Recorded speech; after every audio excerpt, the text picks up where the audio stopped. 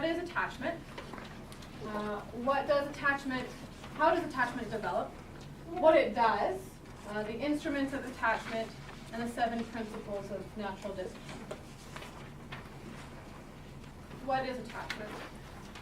We have 2 definitions up here. One is from Bowlby, who is a well-known attachment researcher.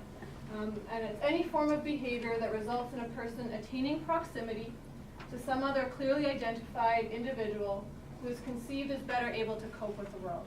So essentially, when someone is stressed or uncertain, they look out and try to gain closeness to someone who might be better able to deal with the situation. The other definition by Neufeld is that attachment is that drive or relationship characterized by the pursuit and preservation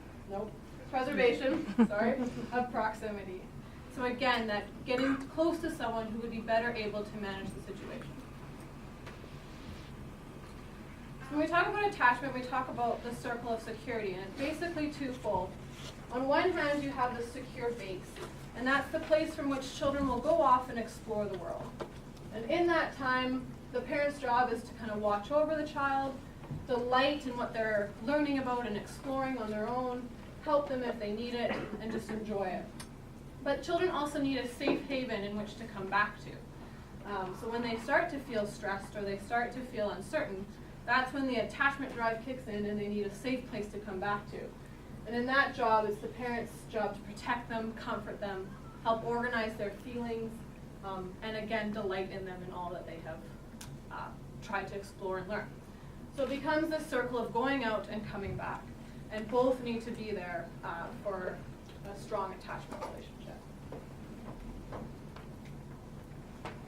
How does attachment develop? We have a short little clip here for you. This clip is Gordon Neufeld, who was that second quote defining attachment. He's a pretty prominent attachment theorist in Canada. He's based out of Vancouver and has a real knack for taking that attachment theory and putting it into language that makes sense to parents and makes sense to caregivers. Hopefully this makes some sense to you. And forgive YouTube, it's going to throw up an advertisement that you don't know. Oh, it didn't. Okay. Put the pieces together of how attachment unfolds. And in fact, I had a wonderful opportunity of taking a whole year off just to be able to study all the attachment theories throughout the ages, actually, and see how it is that attachment is meant to happen. And it's a beautiful story, really. I'll try to tell it very quickly and very simply. In the first year of life, a child does attach through wanting to be with, to be in sight and smell and hearing, in touch. But by the second year of life, a new way of attaching should open up, in which the child wants to be like, not only with, but like. And this is the key to language acquisition, to stamping our form on their behavior. It's a key to so many things. If that goes well, the third part, by the third year, a child becomes preoccupied with belonging and becomes preoccupied with loyalty, to be on the same side as, which is a different way of closeness. To take the same side, to serve and obey. And that's when the obedience instincts begin to be there. By the fourth year of life, you should see in a child a huge quest for significance, to matter, because he feels close now when he is dear to those that he is attached to. Now, if everything unfolds properly, the fifth year is incredible. The limbic system, the command center, or the amygdala, the command center of the limbic system, the emotional brain pulls out, all it stops. And the child gives his heart to whomever he is attached to. He falls in love. And he's deeply emotionally attached to his kitten, to his grandma, to anything that is there. And this is amazing. And it's so important, because when the child develops at that level, it sets the stage for the rest of parenting. We cannot parent children whose hearts we do not have. We can't parent even our grandchildren whose hearts we do not have, or our adult children. This is absolutely essential. So children need to fall deeply into attachment, and we need to make it easy for them. The last stage is a very interesting stage. If it's safe to attach, there's no defendedness emotionally, then the child actually wants to share all that is within his heart. And so the 6-year-old is busy telling her secrets. and not to have any secrets that divide. This is the beginning of psychological intimacy, which should characterize our marriages and our best friendships. And so we've got all kinds of intimacies with, like, belonging, mattering, our heart, emotional intimacy, and then finally psychological intimacy. And this is the context in which children are meant to be raised. So the beginning, the infancy and toddler is just the beginning of a wonderful unfolding and development of the capacity for relationship.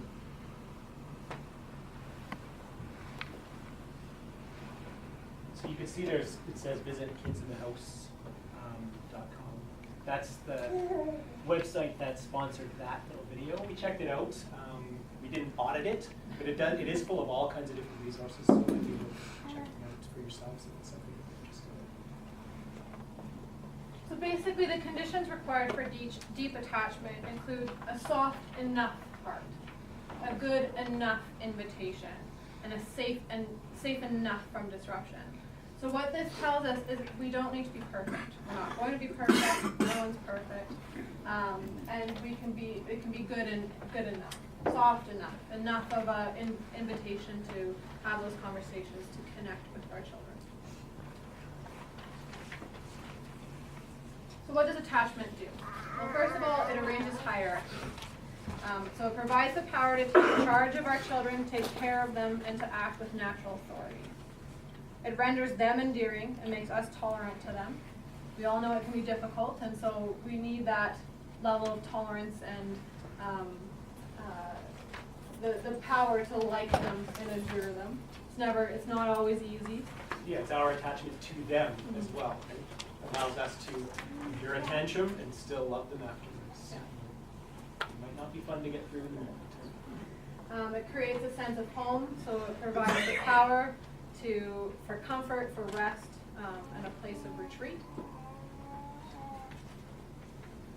It creates a compass point, so the power to command their attention, guide and direct them, and transmit our culture to them.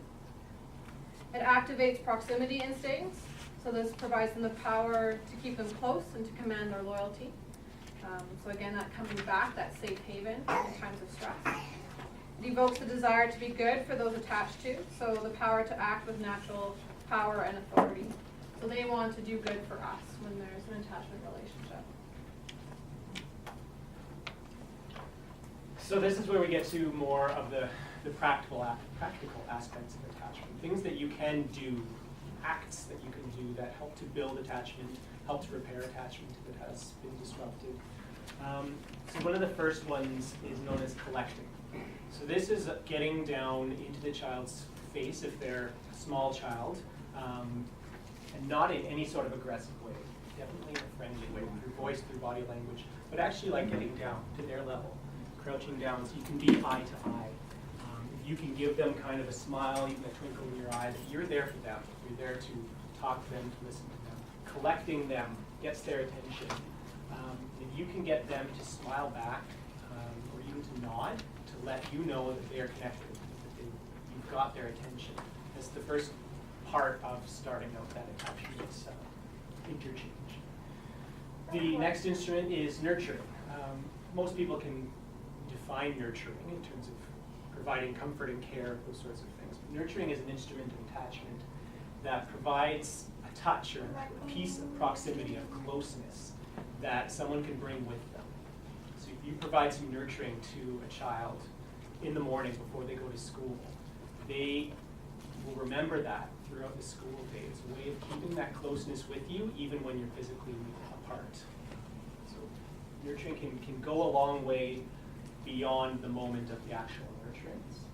So in holding on to it, they're holding on to you in that closeness. Another instrument is inviting dependence. There's a lot of focus these days on independence. Kids need to be independent as early as possible. Neufeld, Bowlby, the attachment theorists kind of argue the opposite, that we want to invite dependence. And the more that we allow children to be dependent on us when they need it, the more they can become themselves. They can become self-sufficient individuals that no longer need us and can move on into independence as whole beings, instead of being forced too early when they haven't figured out exactly who they are yet. So inviting dependence, being the alpha person in the relationship. I'm parents, I'm in charge. It's not a matter of power and control, but it's just being that alpha position, being the leader. Yeah, as long as they're not viable as separate beings, they need to be able to depend on the people that are responsible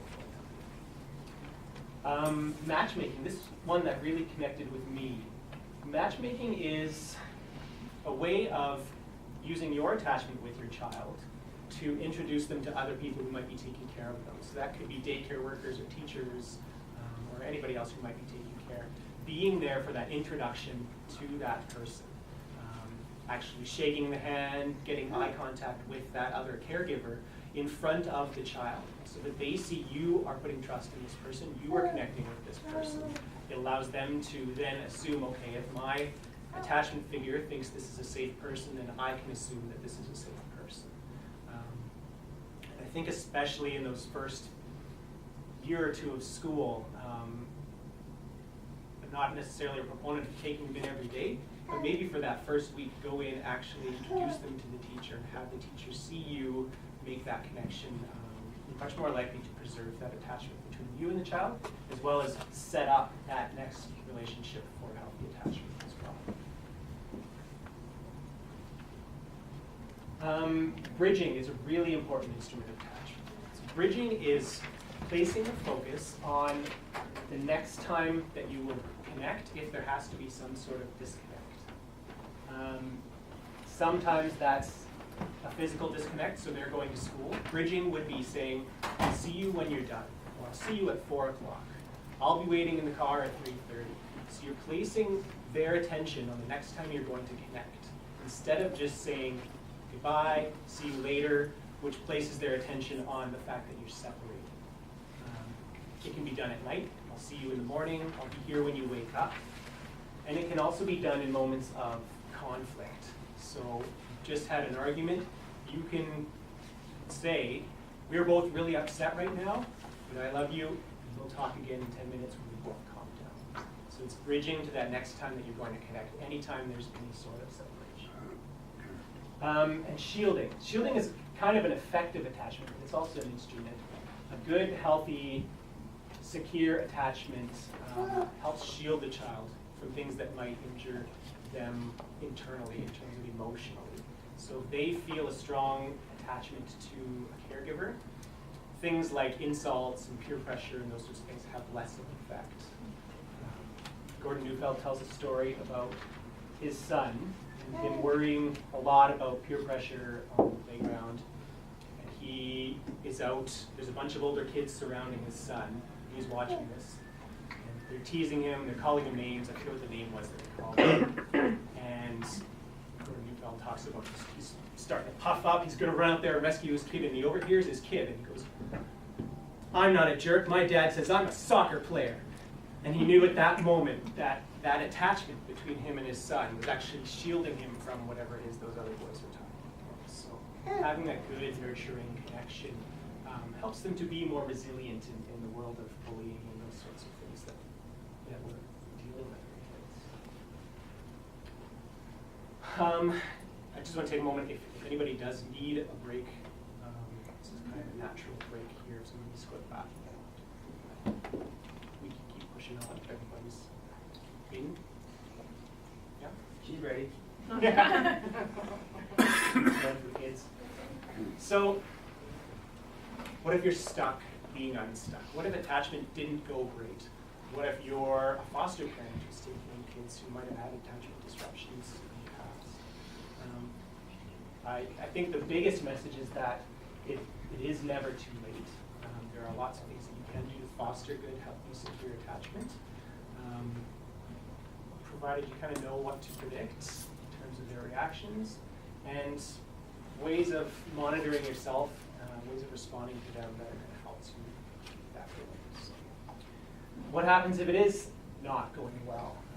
It can result in what they call counter-will. So that's a natural reaction to someone trying to impose something on you that you don't trust, or that you don't have a secure attachment to.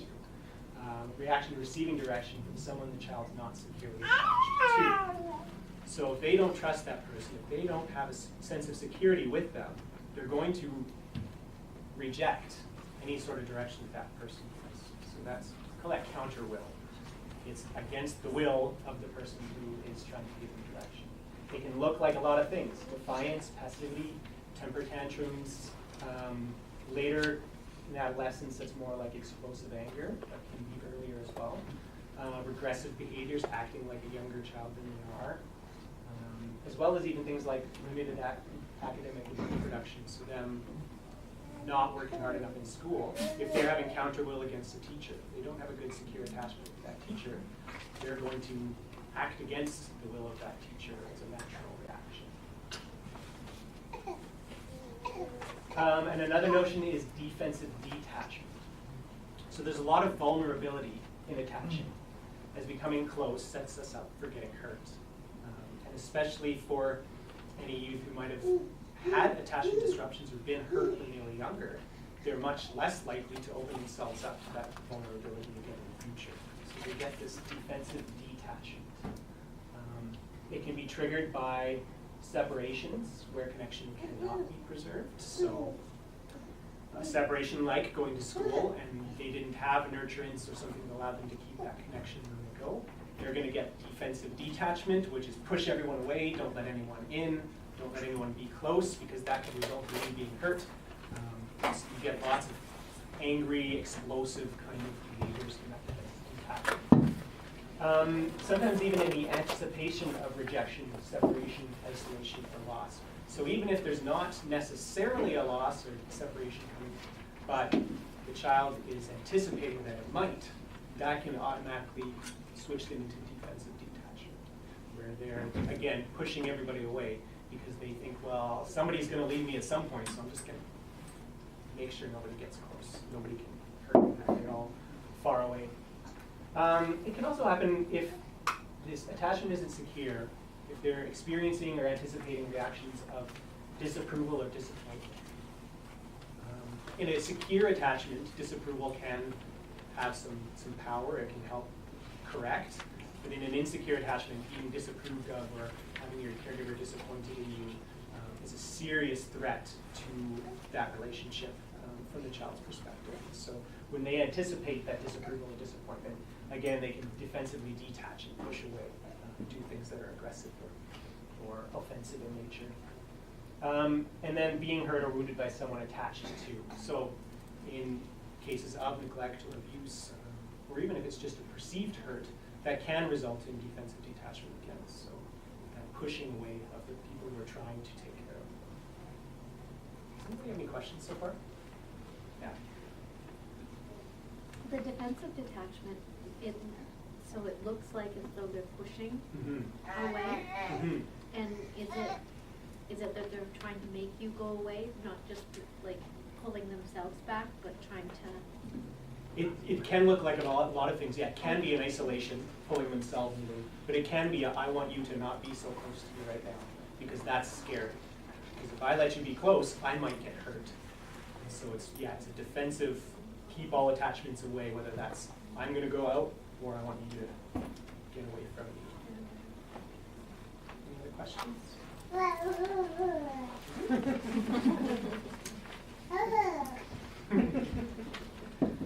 So how can we diffuse defensive attachment? This is in a bit of an ABCD, so it's one of those acronyms that can be easier to remember. The first one is try to avoid. Avoid separations that can be avoided. We can't avoid all separations. This is trying to shift away from things like timeouts, which is creating a separation, thinking more along the lines of a time in. So instead of you need to go to your room for 5 minutes, it's we need to sit together for 5 minutes and think about what's happening right now. So it's focusing on that connection instead of that separation. Again, it's not always possible, but it's avoid ones that can be avoided. Bridge, so that's one of those instruments that we talked about. So what could divide, including separation that cannot be avoided. So focus on that next time you reconnect, when it is those physical separations. And if it's about a conflict or an argument or some sort of fight or other disruption, focus on that reconnection. You know what? Let's both take 10 minutes to calm down, and then we'll come back and we will talk. So orienting their brain the next time they act. Cultivate, so that one's more of a long-term, ongoing, but working on using those instruments to, over time, build a more secure attachment. So when they're showing that defensive detachment, it's a good sign that effort needs to be put on creating a more secure attachment. So work on cultivating, giving that nurturance, any of those instruments that we talked about. And then don't let defensive detachment disrupt the connection or break the relationship.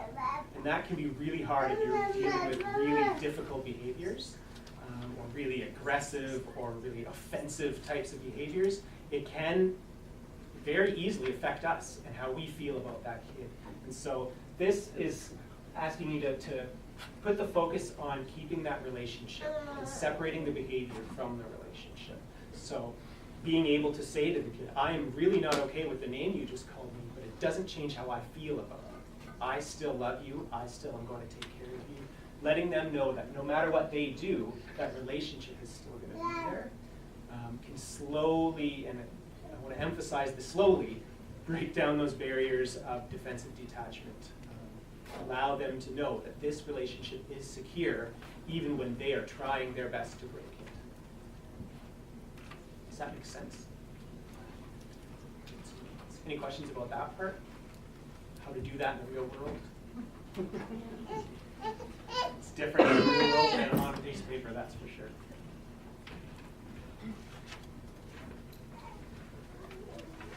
So, the last main section, I'll summarize and then we'll get into each of these, is the 7 principles of natural discipline. And this comes from Gordon Neufeld's book that he wrote with the Dr. Gabor Mate. This is an older version. Again, it's not something we're necessarily sponsoring, but a lot of really concrete parenting ideas come from Neufeld's work on attachment. So the 7 principles. First one is using connection instead of separation to bring the child into line. So that's focusing on things like time in instead of time out. Having times where you can really get down into their space, get that smile and nod if you can, instead of you need to go away, or you need to be separate from me. Second one, when problems occur, work the relationship, not the incident. So that's that focus on the relationship instead of the behavior that's happening, letting them know that you see them as something outside of their behavior. You see them as someone worthy of your love and affection, regardless of what the actual behavior is. Third one, when things aren't working for your child, move their frustration to sadness, allowing futility to sink in instead of trying to teach a lesson. So this is, it comes from the notion of kids learning through adaptation. Learning that there are some things that they just can't change, and sometimes as a parent, it's your job to be, we'll get into it a bit more, I call it that wall of futility, to let them know, I can't change this. That's a rule. We don't eat candy at bedtime. As much as you might make a temper tantrum to try to make me change my mind, it's not going to happen. This is the rule that we have to stick to. Allowing them to shift from frustration about the rule to the sadness connected with the futility that they can't change it is what allows the brain to connect to the fact that it needs to adapt. Okay, I need to learn and understand that candy before bedtime is just not going to happen. Then they can adapt their behavior over time to give a different response. Fourth one is solicit good intentions instead of demanding good behavior. Talks about demanding good behavior without knowing if they even had a good intention is putting the cart before the horse.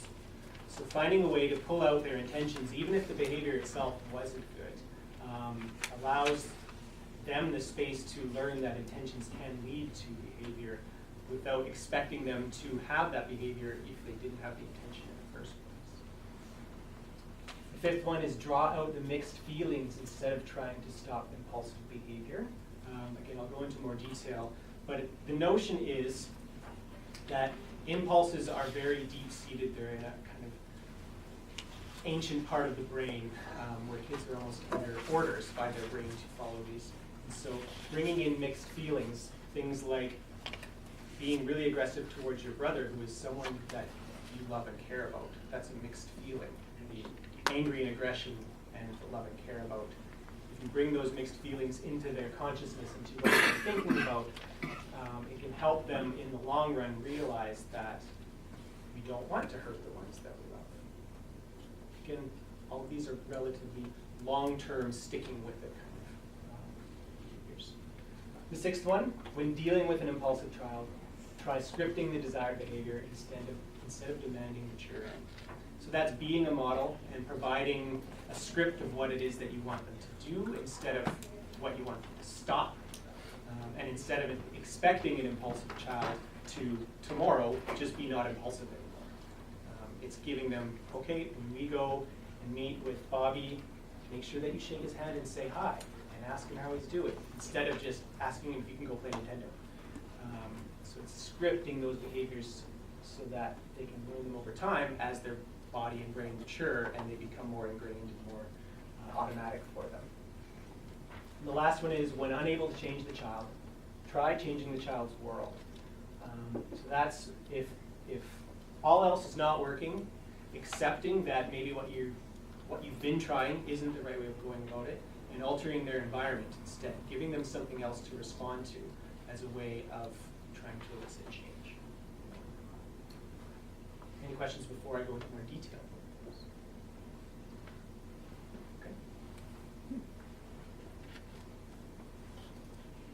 So principle number 1.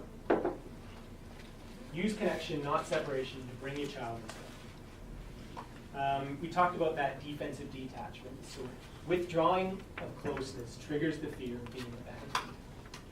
So things like timeouts and making them be separate from the person who they're expecting to care about them triggers that defensive detachment mechanism, that fear that I'm going to be abandoned, that this person is no longer going to be attached to me because I made a bad mistake. So something to try to remember is connection before direction. That's getting down onto their eye level if possible, get some eye contact, some physical contact if possible, again in a really friendly connection first before you provide direction. That allows them to orient themselves to you instead of continuing to be focused on whatever it is you're trying to get them to stop.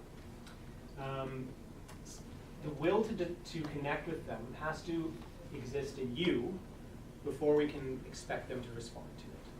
So if you're in a place of anger and then you go to try to connect with them, you don't actually have that will and that desire in the moment to really connect with them. You're just trying to do it because, well, I'm supposed to do this. So if you need to, take some time, calm yourself, be in a place where you want to have that connection with the child. That gives them something to respond to. They can respond to that genuine desire for connection. You can then comment on how engaged they are in whatever activity it is. So, wow, you're really into winning that game right now. Letting them know that you're noticing what's going on. Giving them something to respond to so they can be like, yeah, you've got that connection. Comment on what it is that they're doing. Try to get that eye contact if you can, or at least a smile or a nod, something that lets you know that they heard you, they're connecting with you. And then if you can, ask to talk to them privately or off to the side, somewhere that's out of the situation that you're trying to change. It could be taking a walk, going for a drive, or it could just be, let's come over here and talk for a minute. And then you want to address the behavior. So that could be talking to them about, you know what, I want you to continue to be able to enjoy yourself. It would be really helpful if you let everyone else have a turn on the window. Providing that direction after you've made the connection with the child. If the kid won't respond at all when you try to connect, that's probably a reminder to stop focusing on the behavior and start focusing on the relationship. So if they won't respond at all, focus on the relationship. Focus on that connection with them instead of the behavior you're trying to stop. Any questions about that one? Any questions about that one? Number 2, when problems occur, work the relationship, not the incident. A lot of people think in the rewards, consequences of rewards and punishments kind of thinking, learning theory. A lot of that research, all of that research, comes from research on animals. Pigeons and dogs and monkeys and things that don't necessarily have human consciousness, human reasoning, or even the ability to communicate that we do. So treating your children as if they are creatures without consciousness conveys a deep distrust and it discounts their humanity. So expecting them to only respond in rewards and punishment discounts that consciousness, that ability to think about what they're doing. And it's treating them or expecting them to respond the way that animals do in research, which isn't necessarily the way that we learn for the most part. In the midst of an incident is rarely when your child will be at their most receptive, nor is it when you will be at your most mindful and creative.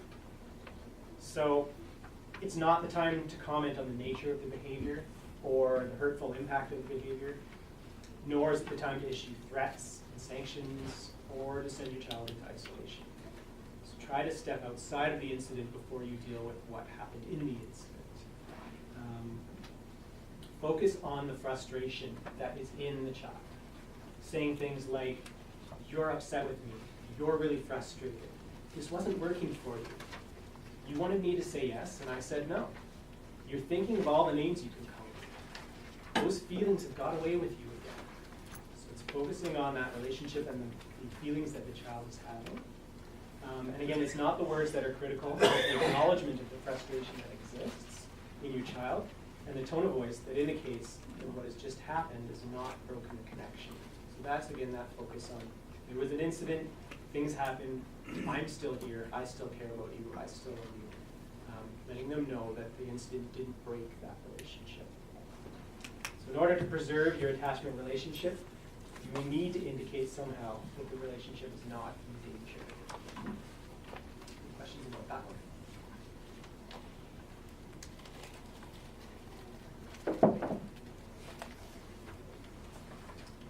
The third one.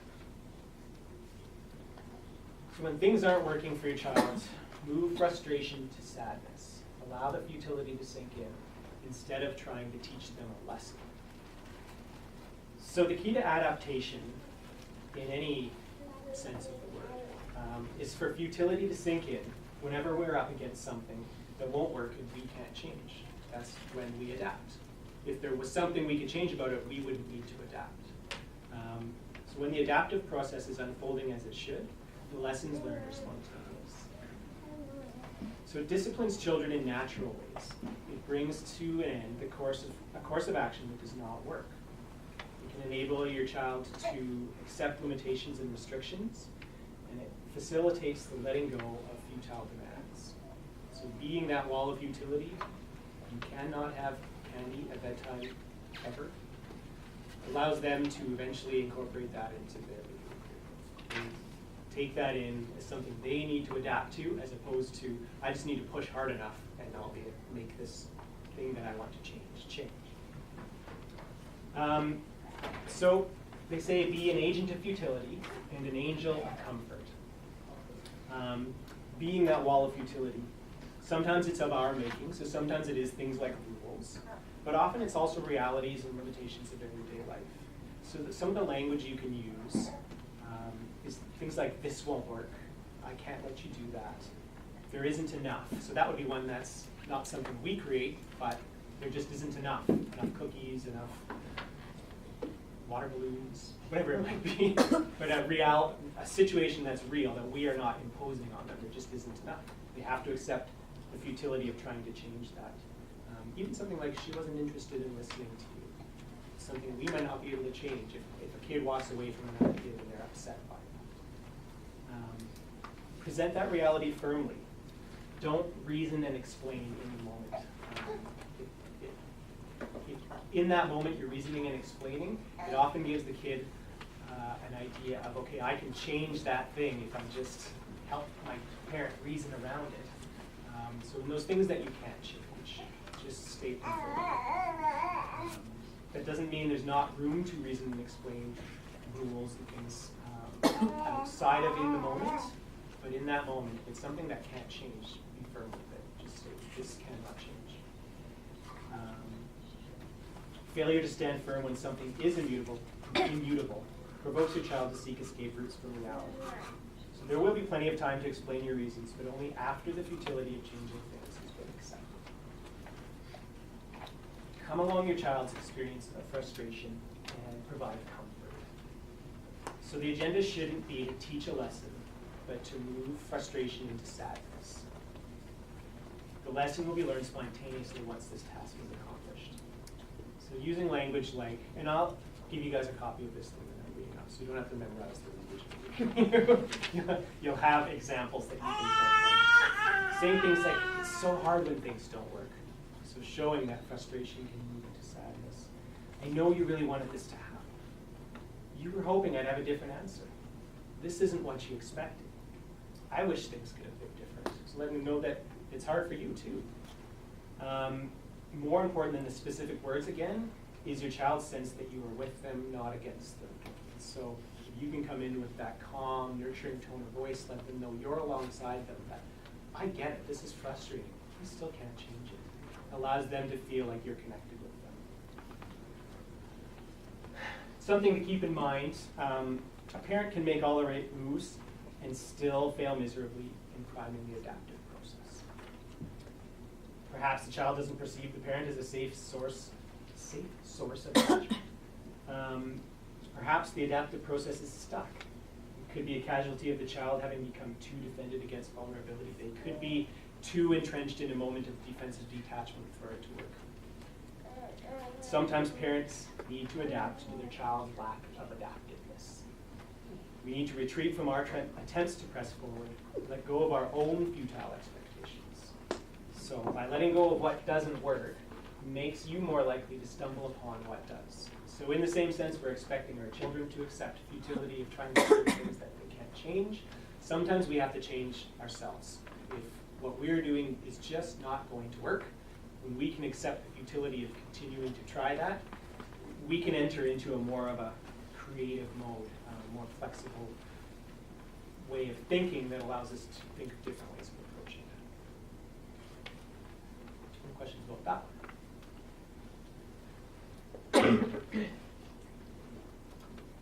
Can you give an example of like how the agent of futility and angel of comfort would apply in a conversation, like how you would take that role? So it would be starting out with focus on that connection with the kid. So get down into their level if you can, to their eye level. Have that comforting, calm tone of voice. And at first talk about what it is that can't be changed. You know what? There just isn't enough cookies, so you can't have one. It's something that you can state firmly, no, there isn't enough.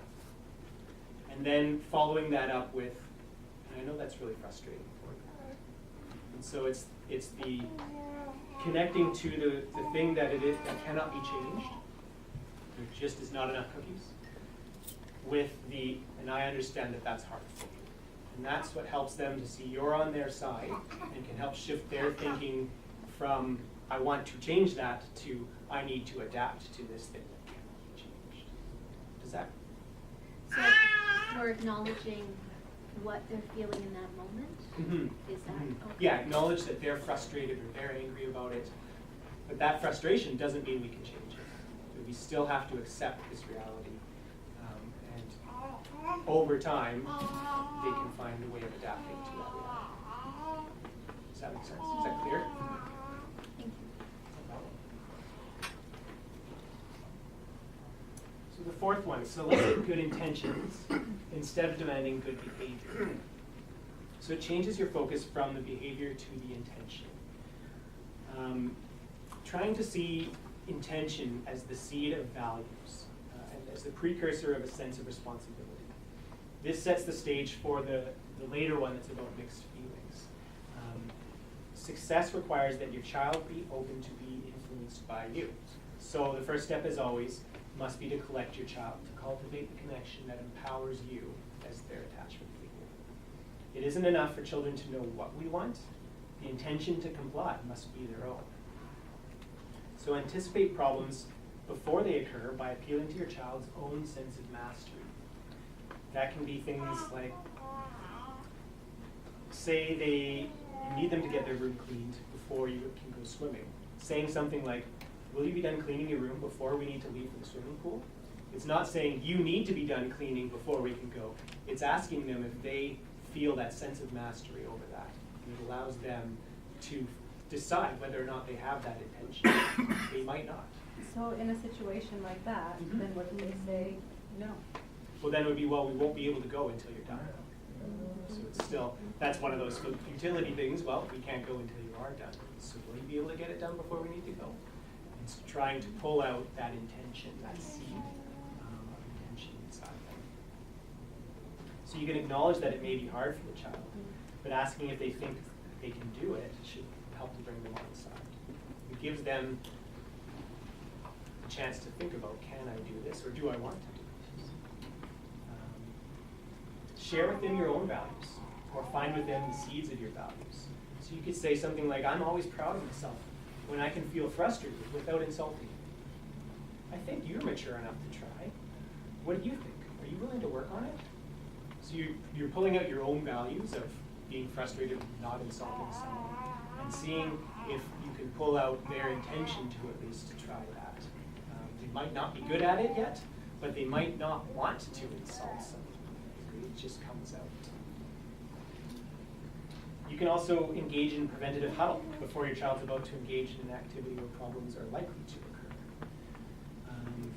So kind of just before they're about to get in, or even right as they're getting in, I know you're having fun. Sometimes you get carried away and forget to stop when someone is asking you to. Could I count on you to give it a try? I know you really like swimming and would like it to last as long as possible. So again, you're appealing to their intention to listen when you're asking them to stop, to follow through with things that you're expecting of them. It's a way of planting that seed for them as well. So that intention before the behavior is, again, if we expect them to behave without having that intention, it's putting the cart before the horse. Soliciting a good intention will not automatically result in desire behavior, so don't expect it to, but at least try to pull it out each time. Children have to start somewhere, and aiming in the right direction is where to begin. Try to draw attention to your child's will, not your own. Try to avoid things like, I want you to, you need to, you have to, I told you to, you must, because that's your will, that's our will. If it's, these are the things I told you to do, or I want you to do, or you need to do. Instead, elicit a declaration of intention, or at least a nod affirming it. So asking things like, can I count on you to? Are you willing to give it a try? Do you think you could? Are you ready to? Do you think you can handle it now? Will you try to remember? So if you can at least even get them to nod, like, yeah, I'll try. You're eliciting that intention before expecting the behavior. Another point is it's essential to acknowledge your child's positive intentions instead of identifying them with their impulses, actions, or failures. So be as supportive and encouraging as possible. I know this isn't what you wanted to happen. It's okay, you'll get there. I'm glad you didn't mean to, that's important. So letting them know that you hear their intention even if they didn't follow through with it. Lets them know that you're still on side with them. If we can take the sting out of their inevitable failures, because they will fail, their children, they haven't learned these things yet, your child will be less tempted to give up and feel like they're more supported, that they have someone on their side. If you're unable to solicit good intentions in your child, this, again, should alert to underlying problems within their attachment. And refocus you back on the relationship before any behavior or corrective action. Focus on that relationship.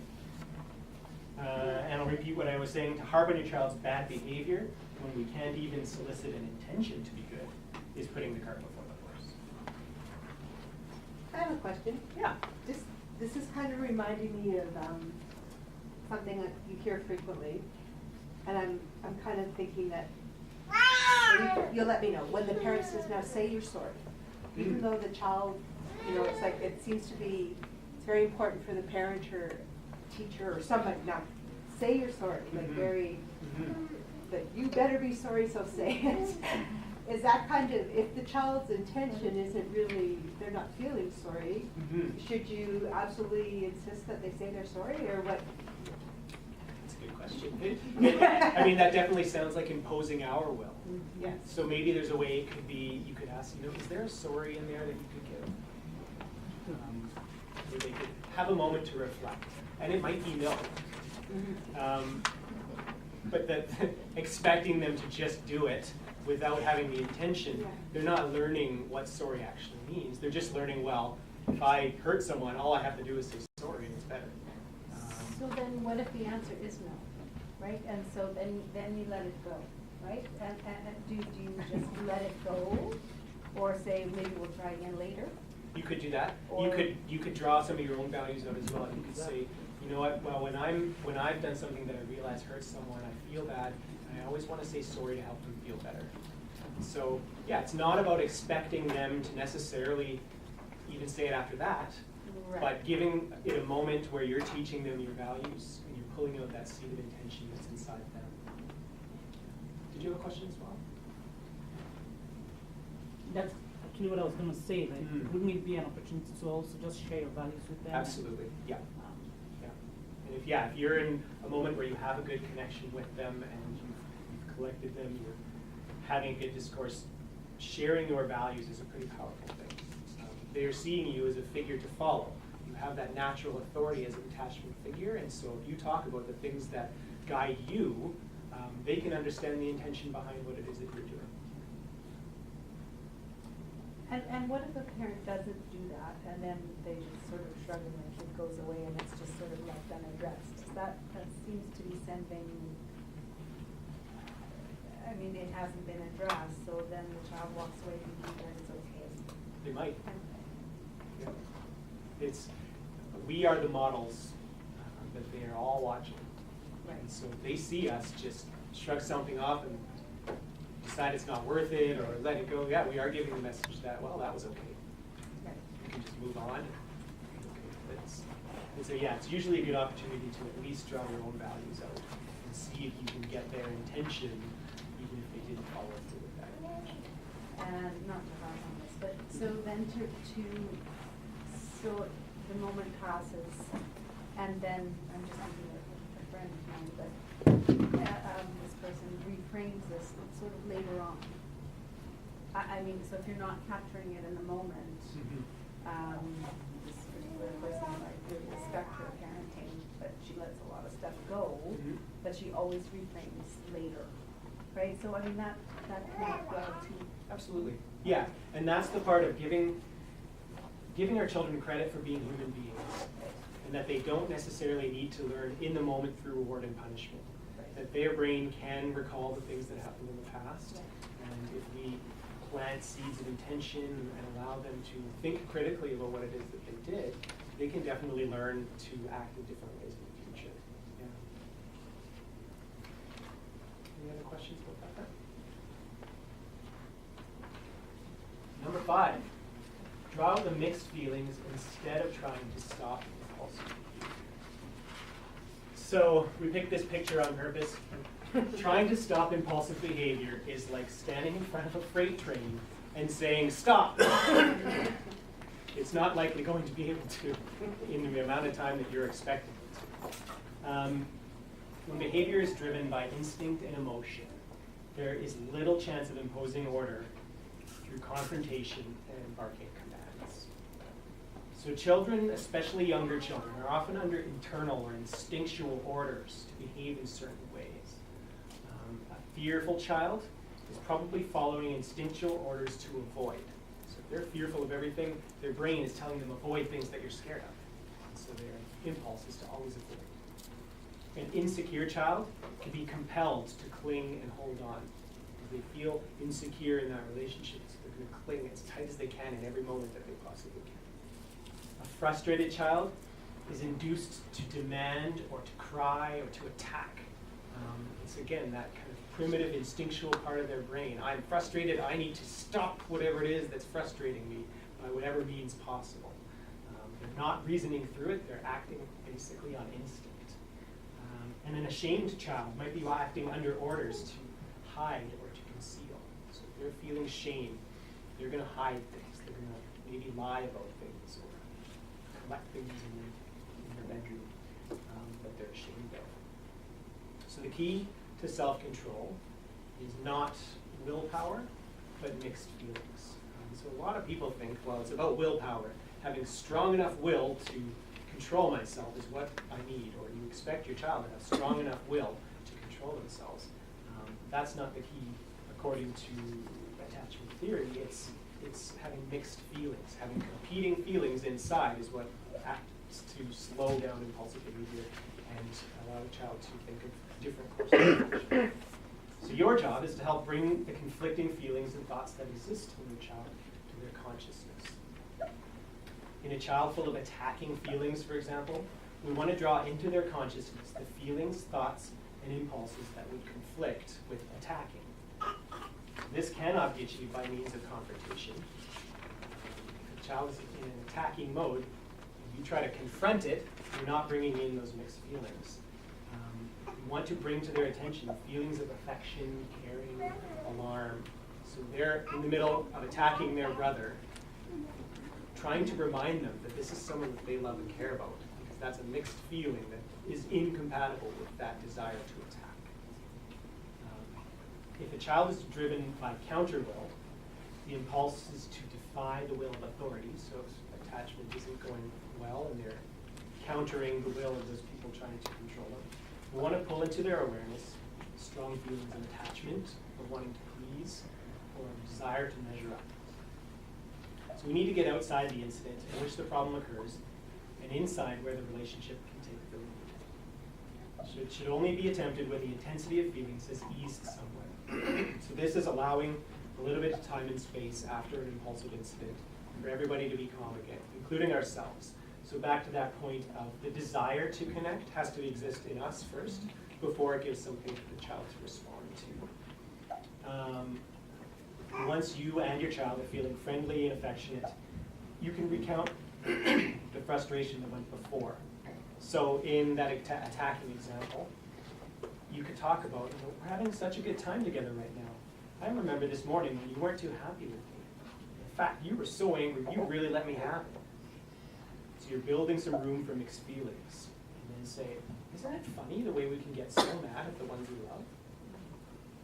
So it's adding in that extra feeling that hopefully next time, probably more like the 25th next time, they can remember in that moment where then when they're really angry, okay, I'm angry at this person, but I love them and I'm affectionate towards them, and maybe I shouldn't attack them. It's planting seeds. In that counter will, so especially with adolescents who are resisting someone that they don't feel has the authority to tell them what to do. It can be later on, after things have calmed, it seems right now that it's easy for you to do what I ask. A couple of hours ago, you felt I was bossing you around, and you felt I was nagging you. So connecting them with the fact that right now, when you're getting along, it's easy for them to listen, to do what it is that you need them to do, with the fact that when they were angry, they weren't able to do that. So it's introducing two opposing kinds of feelings. Yeah.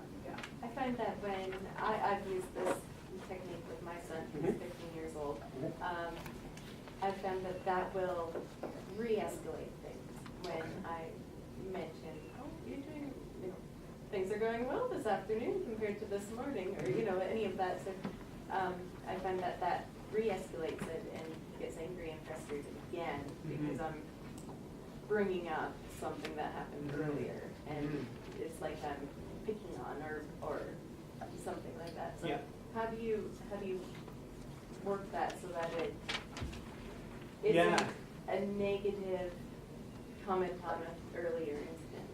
Yeah, it sounds like he wants you to just let it go. Yeah. It's over. I don't have to deal with it anymore. So probably, I don't want to say probably, I'm not going to give you any strategies, but maybe try setting up that conversation that we're going to have later. So right after the incident, or after the time when he was angry and yelling, or you were frustrated, that's when you know what, we're going to talk about this after school. And then after school, remember how I said we're going to talk about this? No. Okay, now we're going to talk about it. We're getting along now. It seems like you can hear what's going. You can hear what I'm saying. You can listen to me in a different way. What was up with this morning? You couldn't. So yeah, it gives you that opportunity to introduce the mixed feelings. But he knows that he can't avoid it. Right. Yeah, so set it up ahead of time so that it's not, oh crap, I was hoping mom would forget. Right, right, yeah. Does that make sense? Mhm. Yeah? Yeah. Give it a try. You can send us feedback, let me know if that didn't work. Yeah, For sure. sure.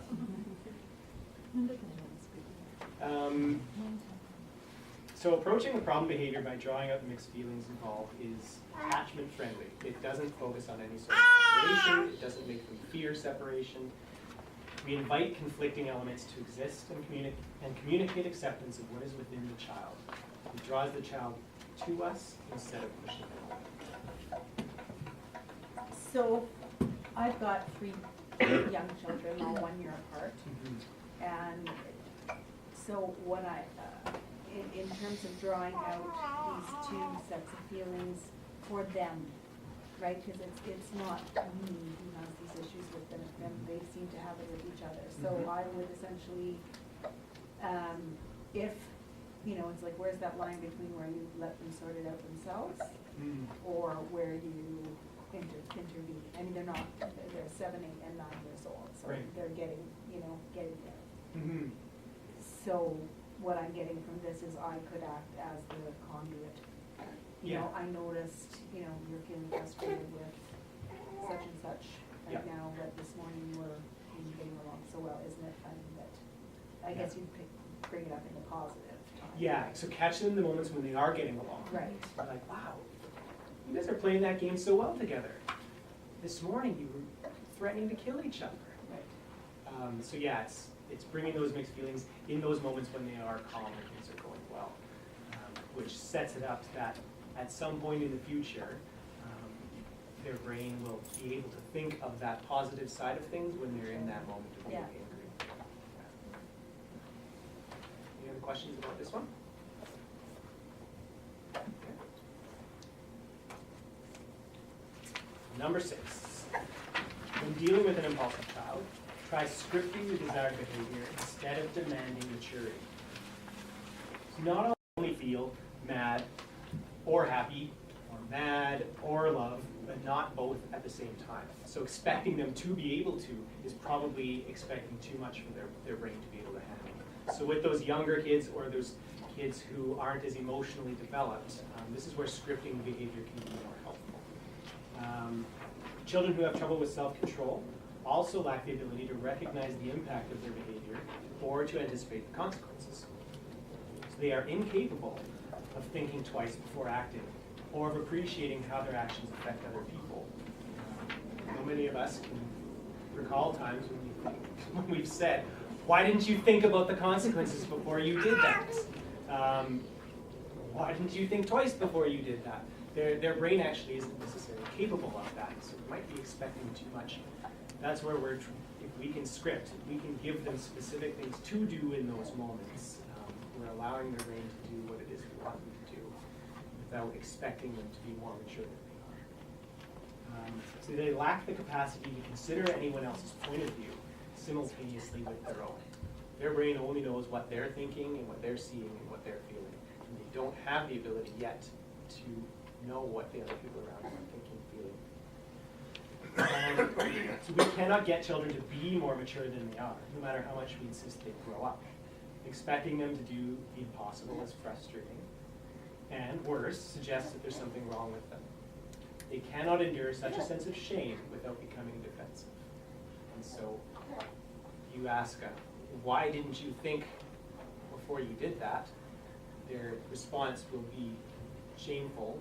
They're right, I didn't think before I did that. And then defensive, possibly reactive back towards you. So scripting their behavior and having them follow our directions will not make them more mature, but will enable them to function in social situations that otherwise they're not yet developed. Provide cues for what to do and how to do it. So things like, this is how you do blank. let's give so-and-so a turn now. If there's a thank you in you for so-and-so, this would be the time to give it. That was the same for that sorry, right? If there's a sorry in you to give, this would be the time. We do blank like this. It's my turn to talk now. This is the time to use your quiet voice. So you're scripting what it is that you are hoping that you do. Again, begin with the basics. Collect your child first in order to be able to work from within the relationship. So get down on their level, use that calm voice, let them know you're on their side before scripting behavior. So I have a good question. Yeah. So let's say you have some ground rules. You set some ground rules about certain behaviors and what the consequences are, right? And so then they do the opposite. So can you ask,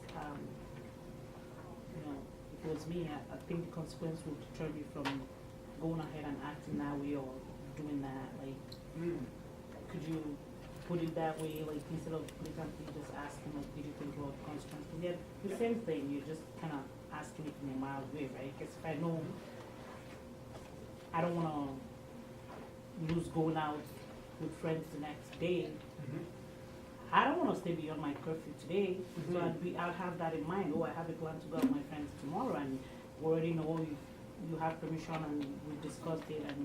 But you know that if you don't come home today before curfew, you're not going to go out tomorrow. Like, so could you ask, like, we had this plan. Did you think about the consequence before you decided to stay? You know what I mean? Like, yeah. But in an interactional kind of way, not imposing. Yeah, I think it would depend on the age and how emotionally developed the child is, because you could be getting into a position of expecting them to think of the consequences when their brain isn't ready for that yet. But if you get that almost a gut feeling that they're on that cusp, they're right at that point where their brain's developing and they're starting to think about consequences for their actions, pulling out your own values and your own way that you might respond in those situations might help to plant some of those seeds as well. Does that make sense?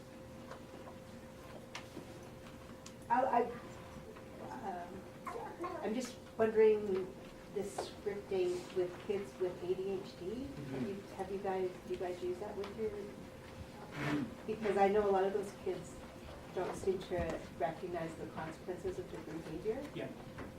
So we've had. Yeah, I mean, ADHD really acts like, or how do I word that? The effect on the brain is like they are less developed emotionally or in that impulsivity. And so they might be older chronologically, but their brain is acting impulsively like a younger child might.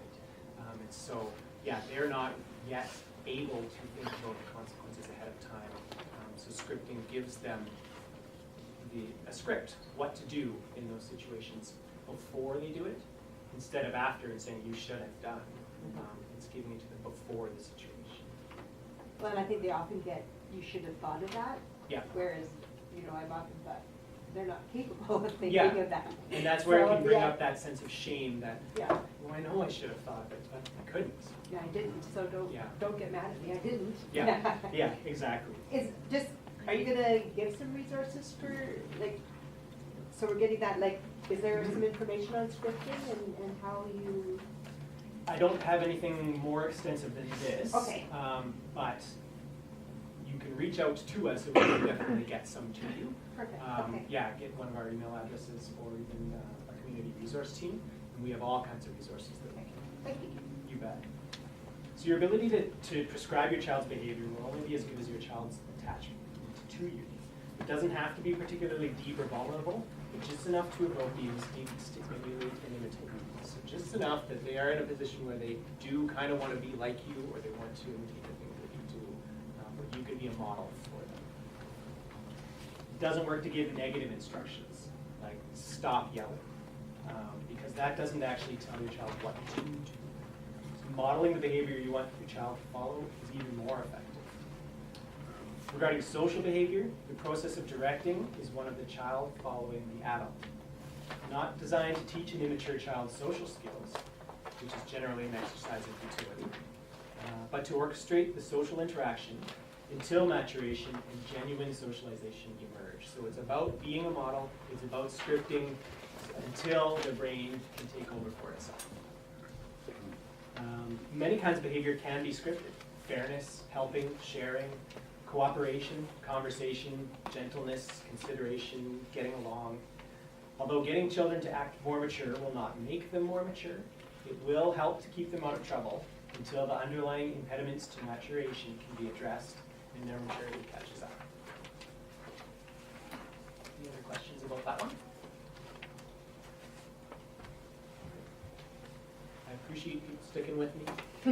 This is the last one. Principle number 7. So when you're unable to change the youth or the child, try changing their world. The more a child is in need of discipline, the less effect the commonly taught disciplining techniques will be. It's difficult to discipline a child who's not easily induced to consider the thoughts and feelings that would keep the troubling impulses in check, who cannot be brought to form good intentions, is unable to feel the futility of a course of action, and lacks the motivation to be good for those in charge. So the temptation is for us to become more heavy-handed. However, coercion elicits counter will. Trying to force someone to do something or trick them into doing it is going to make them try to counter your will. Punishment provokes retaliation. When someone feels punished, they want to get back. Yelling leads to tuning out. If you find yourself yelling a lot, I would almost guarantee that the kid probably hears the first 3 words you say and then is tuned out after that. Sanctions evoke aggression, so that's similar to the punishment. Putting sanctions on their behavior is going to make them more aggressive. And timeouts lead to emotional detachment. I know timeouts are a go-to for a lot of people, but especially in an insecurely attached child, it just leads to more detachment and more of that defensive detachment as well. So instead, try to impose order on their environment. First, let go of trying to change the child. Requires 3 things of the parent: the ability to feel the futility of other disciplinary modes and to let go of what does not work. So that's us accepting the futility and adapting. Having insight about what factors in the child's environment trigger the troublesome behavior. And 3, some ability to change or control those adverse factors. So in other words, first letting go of trying to change the child. Insight is key to this one. One needs to get past the problem behavior to see what the child is reacting to. So if you perceive the child as being willful, you're inclined to focus narrowly on trying to fix the behavior. If you recognize that your child is getting carried away by their impulses, you're more apt to alter the situation that evoked those impulses in the first place. If all you see is your child throwing a tantrum or striking out at someone, you're likely to focus on the aggression. If you recognize that your child is unable to handle the frustration that they're experiencing, you would try to change the circumstances that frustrate them. If what you see is your child defying your demands to stay in their room at bedtime, you might treat it as a case of disobedience. And if you perceive your child as overcome by fears of separation or darkness, you would do what you could to make bedtimes less threatening. If you see your child resisting doing what he's told, you'll want to root out non-compliance. And if you see your child's counter-will buttons are being pushed by the pressure that you're putting on them, you might reduce the pressure you're applying, find a different way of applying it. If you see your child as being rude to an adult in refusing to communicate, you might confront your child about his bad manners. But if you recognize that your child's inherent shyness inhibits them from interacting with people they don't know, you would do what you could to put them at ease. If you see your child as a liar, you are likely to confront their untruths in a judgmental and stern manner. But if you have the wisdom to know that your child conceals the truth because they are too insecure in their attachment to you to risk your wrath or disappointment, you would do everything in your power to restore their absolute security. So in all situations, our intervention will only be as effective as our insight is sound. It's important to be cautious, to not continually alter your child's situation, and use the approach to the extreme, because it could risk undermining your child's adaptation to the world. So it should never be employed to the exclusion of other methods of discipline, such as drawing out feelings of futility when up against things that can't or shouldn't be changed. You have to really try to never fail to help your child move from frustration to futility whenever that's possible, to cultivate the mixed feelings or to solicit good intentions. But when those things aren't working, that's when, okay, what can I change about their environment or about the situation that can give them something to respond differently to? So if you are able to encourage positive change in your child, you should not be trying to change their world instead. But if you do, then what you want to do is try to focus on structure. So the less receptive your child is to other modes of discipline, the more you need to compensate by structuring your child's life. Structures create a child's environment in a predictable fashion, imposing some needed ritual and routine.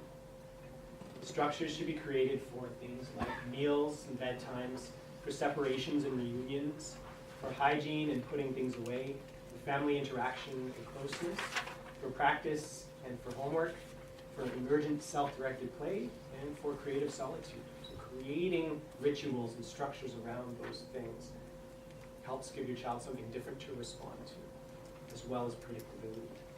So good structures don't draw attention to themselves or the underlying agenda, which also allows them to minimize bossing and coercion. So an example is, an important routine is having a time and place to read to your child. The primary purpose is to create opportunity for one-on-one closeness and connection, and also get your child engaged in good literature without using coercion. So having that in a structure, in a routine, in a ritual, it hides that underlying agenda.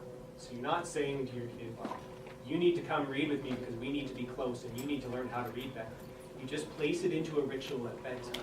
At bedtime, we have our bath, we brush our teeth, we sit and read a book. And so you're getting that one-on-one closeness. You're giving them literature. You're putting in that value, if that's a value that you have, of reading.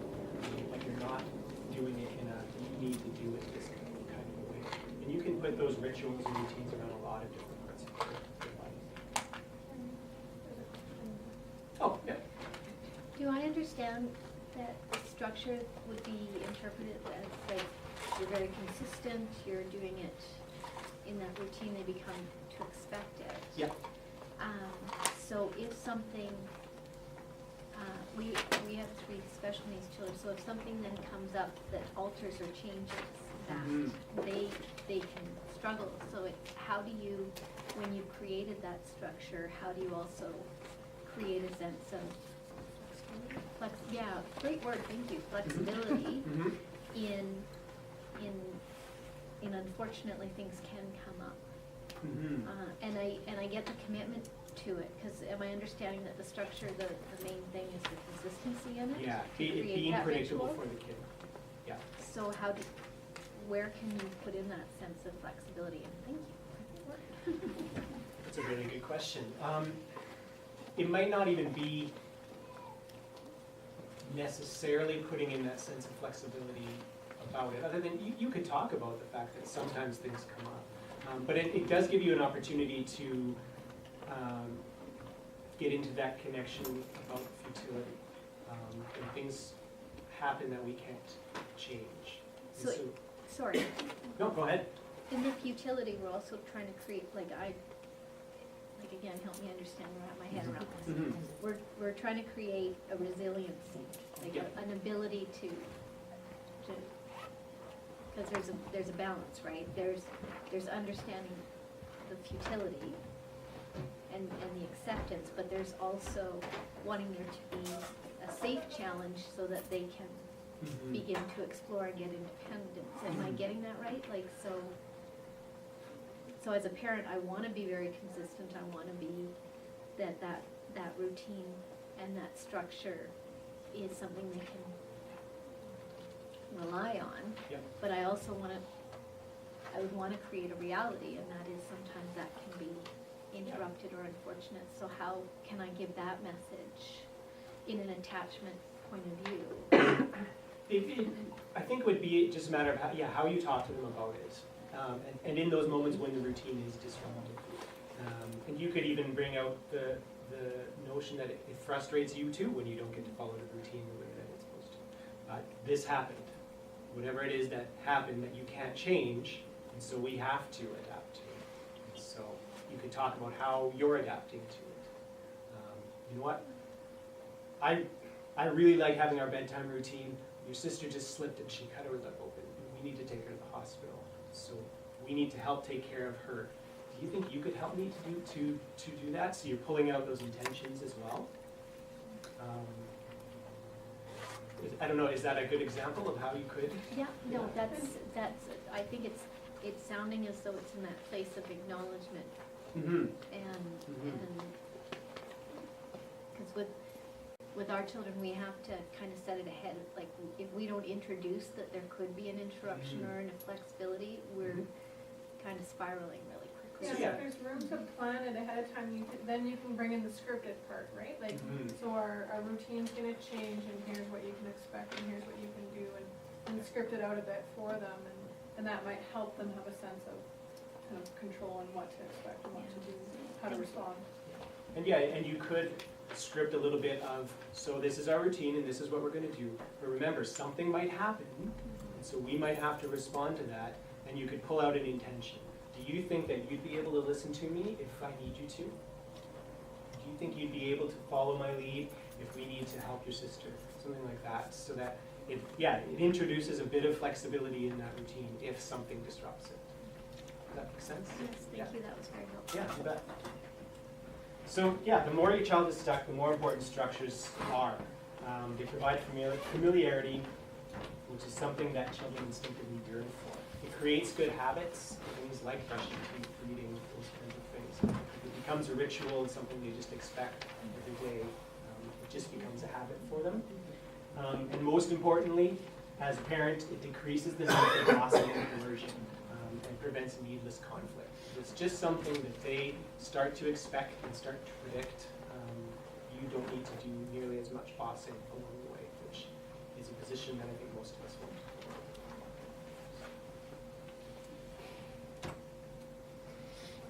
That's it for the 7 principles. So just a quick summary of the things that we did talk about tonight. Attachment is that drive that we all have to be closer to others, and it's not necessarily any stronger or weaker in childhood or adulthood, but it's more observable in children. Their reactions to it are more outward than adults might be, but it's in all of us. Secure attachment provides the natural parenting power. It makes kids want to do what it is that we want them to do, if it's a good, strong, healthy, secure attachment. Things like collecting, nurturing, inviting dependence, matchmaking, bridging, shielding, those are the instruments of attachment. Those are things you can do along the way that help build attachment. Be the change that you want to see in your child. So you're their number one example. Be a model. Be that calmness that you want to see in them. Be that nurturing that you want to see in them. And it is never too late to cultivate attachment. So if you're a foster parent, you're getting a 15-year-old in who's been through a whole bunch of places, it's very reactive, you can still take steps to nurture secure attachment. That will help that child.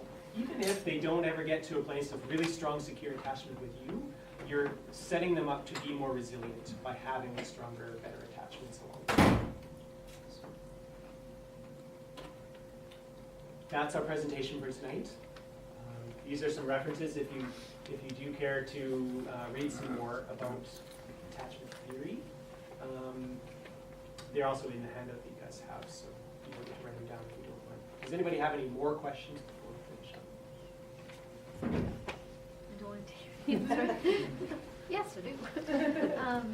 Did you, and I apologize, we were just a little delayed in getting here, so did you give an example of what a healthy attachment looks like in a child? Like, what does a healthy attached child look like? Yeah, and there's a video that we showed. Maybe I can even just show it for you right at the And end. I'm sorry for that, that we that it's kind of the first 6 steps of attachment, what it looks like if it's developing kind of in that ideal way. So maybe if you want to stick around, I can show that to you just before you go. Anything else?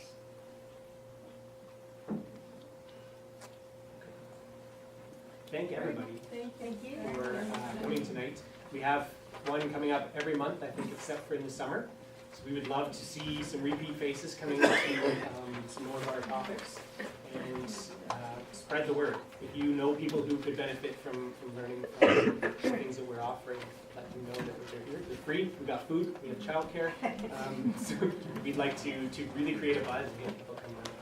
And if you could please take a minute and fill out the post-eval, it just helps us do a better job for you guys and know what you need. Thank you. Thank you.